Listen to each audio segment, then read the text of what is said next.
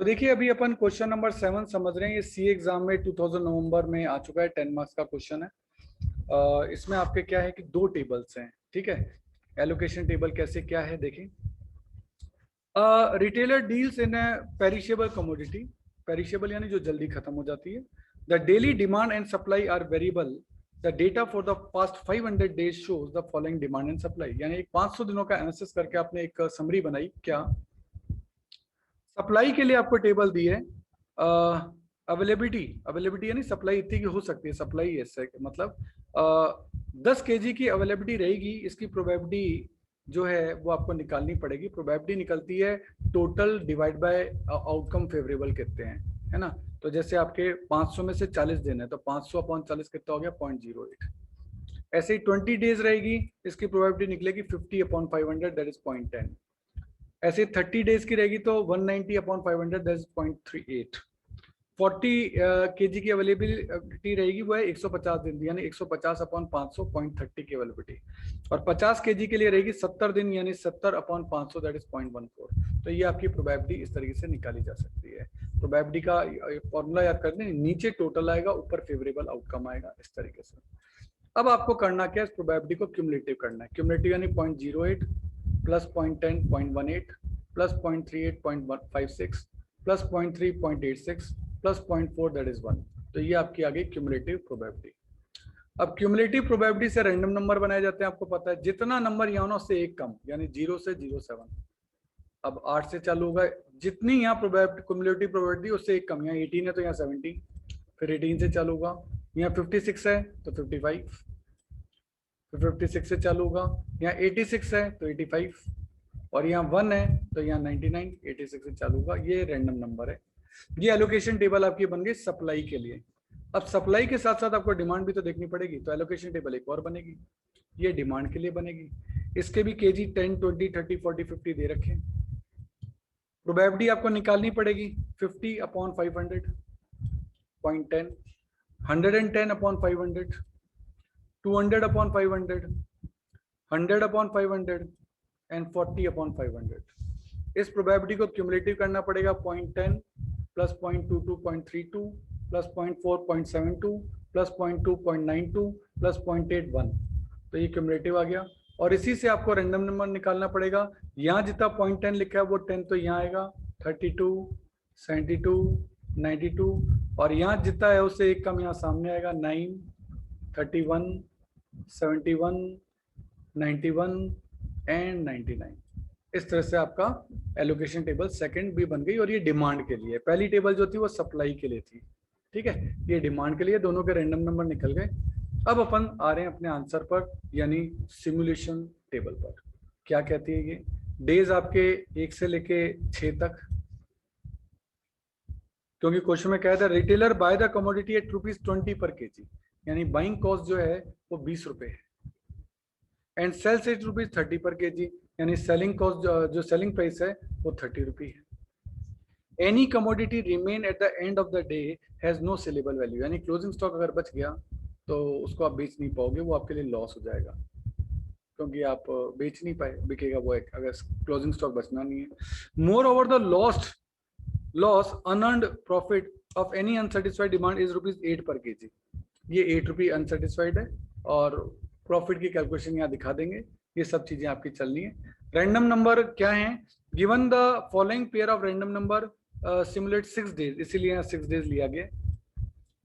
Cell demand and profit, आपको sale demand and profit calculate का जो दे रखा है डेटा, वो सेल डिमांड एंड प्रॉफिट से पहले एक वर्ड लिख लो कैलकुलेट, यानी यहाँ आएगा जो 6 डेज की सेल और डिमांड दी गई है एंड कैलकुलेट प्रॉफिट, ये है वर्ड लाइन, तो वहाँ कैलकुलेट वर्ड लिख लीजिएगा।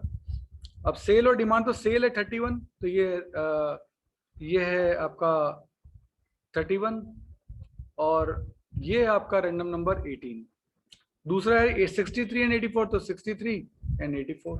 तीसरा है 15 एंड 79, तो 15 एंड 79 एंड सो ऑन। ये आपके रैंडम नंबर क्वेश्चन में आपको दे रखे हैं। यहां तक जो भी चल रहा था ना क्वेश्चन था, अब हमें सॉल्व करना है। तो 31 का रैंडम नंबर सप्लाई की टेबल में देखें कहां आता है। ये सप्लाई की टेबल है, इसमें 31 इसमें नहीं आता, इसमें नहीं आता, इसके अंदर आता है। इसके अंदर आता है, यानी इसका आंसर है 30। इसका आंसर है 30 क्योंकि वो इस रैंडम नंबर के अंदर आता है, तो अपन यहाँ सामने लिख देंगे 30। एक और देख लेते हैं। रैंडम नंबर दे रखा है 63। 63 कहाँ आता है, देखो सप्लाई की टेबल में 63 आता है इसके अंदर, यानी 40 का आपका अवेलेबिलिटी है, वो लेना पड़ेगा। चेक करो 40। इसी तरह से रैंडम नंबर डिमांड के भी लिए जाएंगे। 18 में देखें, ये 18 0 to 9 10 to 31 में 18 आता है, यानी 20 आपको लेना है, तो चेक करो 20 लेंगे। फिर एक और दिखा देता हूँ 84। 84 इसमें कहाँ आता है, 84 इसमें आता है, तो इसके सामने नंबर कौन सा है 40, तो आपको 40 लेना पड़ेगा। ये देखो, इस तरीके से आप सभी रैंडम नंबर पर सप्लाई भी लिख लेंगे और सभी रैंडम नंबर पर आप डिमांड भी लिख लेंगे। कोई दिक्कत बाइंग कॉस्ट में? ठीक है, अब हम सेलिंग का देखेंगे। सर सेलिंग का क्या होगा? देखिए सेलिंग जो है वो हो रही है 30 रुपए में, जो मार्केट से डिमांड आएगी वही तो सेल होगी। तो इससे आप कैलकुलेट करेंगे 20 इंटू 30 600, 40 इंटू 30 1200, 40 इंटू 30, लेकिन यहाँ 40 की डिमांड तो है, लेकिन आप सप्लाई 20 की कर रहे हैं, तो 20 इंटू 30 600 ही हो पाएगी। यहाँ भी आपकी सप्लाई 10 की है तो सेल तो ज़्यादा कैसे हो जाएगी, तो 10 इंटू 30 300, यहाँ 30 इंटू 30 900, और यहाँ 40 की आपकी सप्लाई है लेकिन बिकेंगी डिमांड ही 20 की है, तो 20 इंटू 30 600, यानी विच एवर इज लेस ले रहे हैं। अगर आप ध्यान से इस पूरे पैटर्न को देखें तो हम विच एवर इज लेस को देख रहे हैं। भाई डिमांड से ज़्यादा थोड़ा बिक जाएगा माल, तो आपको करना क्या है, 30 और 20 दोनों में से जो कम हो, तो 20 ही तो बिकेगा, तो 20 इंटू 30 600, 40 और 40 तो 40 ही बिक जाएगा, कोई दिक्कत नहीं। 20 और 40 तो 20 ही बिक पाएगा, तो 20 इंटू 30 600। यहाँ 10 और 30 दोनों में से जो कम हो तो 10 बिकेगा, 30 के हिसाब से 300, इस तरह से चला है। ठीक है, अच्छा अनसेटिस्फाइड डिमांड पर आपको 8 रुपए का लॉस है, ऐसा कहा है। अब यहाँ आप देखेंगे इस कंडीशन में क्या करना है, ध्यान दीजिएगा।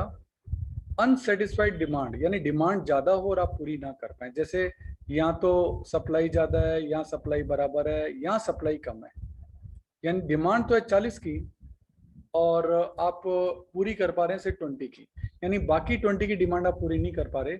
उस 20 इंटू 8 को करोगे तो 160 का लॉस है। यहाँ भी डिमांड 30 की है, आप सप्लाई करो 10 की, तो 20 की डिमांड आप पूरी नहीं कर पा रहे, तो 20 इंटू 8 160 का नुकसान है। सेम यहाँ भी 30 की सप्लाई है, 40 की डिमांड, आप 10 की डिमांड पूरी नहीं कर पाए, तो 10 इंटू 8 80 रुपए का लॉस आपको यहाँ हो रहा है। अब हम आते हैं प्रॉफिट पे। प्रॉफिट देखो, ये सेल है 600 और ये बाइंग कॉस्ट है 600। 600 में से 600 क्या, 0। यहाँ 1200 माइनस 800 की कॉस्ट है 400। यहाँ 600 है माइनस 400, 200 का प्रॉफिट आना चाहिए, पर 160 का लॉस भी तो हो गया, तो 200 माइनस 160 40 का ही प्रॉफिट हुआ। 300 माइनस 200 100 का प्रॉफिट होना चाहिए, 100 माइनस 160 तो माइनस 60 आ गया।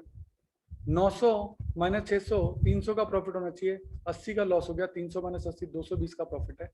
600 माइनस 800 200 का लॉस है, तो ये आपका 200 का लॉस निकल गया।